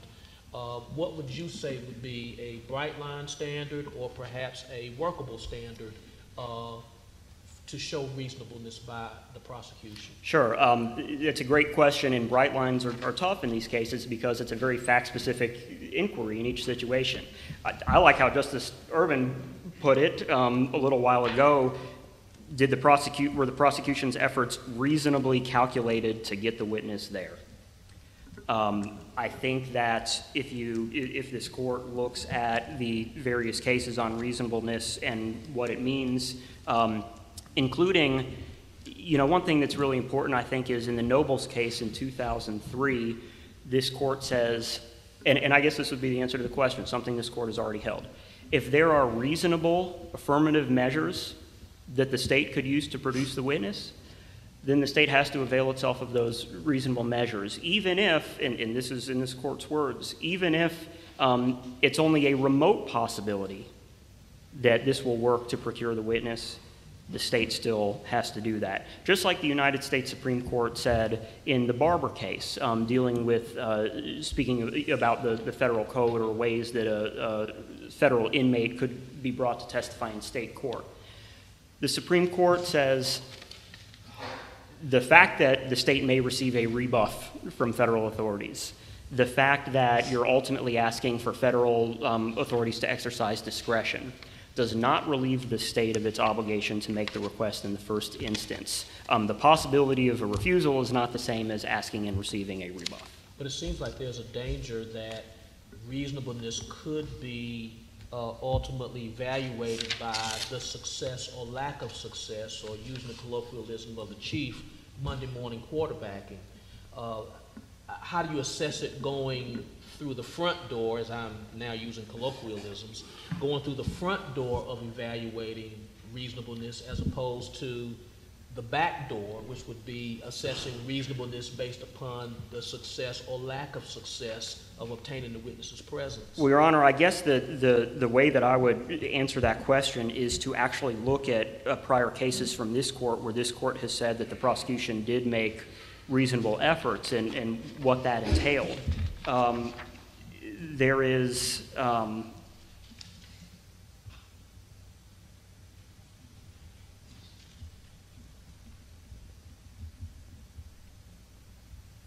apologize, Your Honor, one moment. So in the Fowler case, for example, is the case where the witness is living in India and refuses to return to the United States. Of course, in that situation, it does involve a situation where someone's out of the country, but unlike this case, that person is not still subject to the control of the federal government like Ms. Wisman, who was in the military. There is no way, there are no federal procedures or international law that I'm aware of that would permit North Carolina to request the witness be returned from India to come testify. And this court in that case said there was really nothing the state could do. There were no good faith efforts that could be taken, so the witness was unavailable there.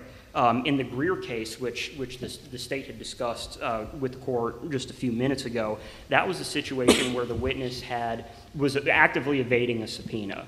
Multiple efforts were made to find the witness, hand her a subpoena, bring her to court, and the witness kept running, and people that the investigators were going to try to find her were kind of throwing up some smoke so that the prosecution couldn't find her.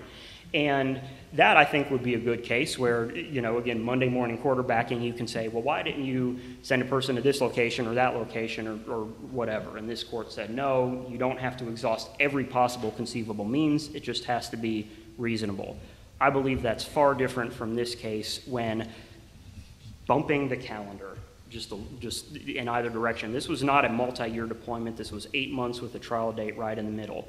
Bumping the calendar a little bit, complying with federal procedures that already existed and gave them a clear roadmap, that's what would have been reasonable in this case.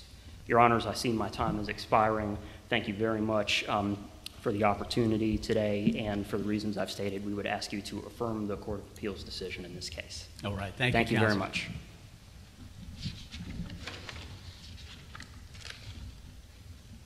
Rebuttal. Very briefly, Your Honor, if I may. This is a quotation from Arizona v. Fulminante. The appellate court, as it does with admission of other forms of improperly admitted evidence, simply reviews the remainder of the evidence against the defendant to determine whether the admission, in this case a confession, was harmless beyond a reasonable doubt. My opposing counsel was asked about prejudice in this case. He said the state's interpretation of the prejudice analysis is not appropriate where the cross-examination has been limited in some way. The state would agree with that entirely. The defendant hasn't argued and hasn't shown, and the Court of Appeals didn't find, that the defendant's cross-examination was limited in any way. The question here is whether the admission of this absent witness's testimony contributed to the conviction, and the defendant has presented this court with no explanation, none, not a bit, of how the admission of that evidence contributed to his conviction.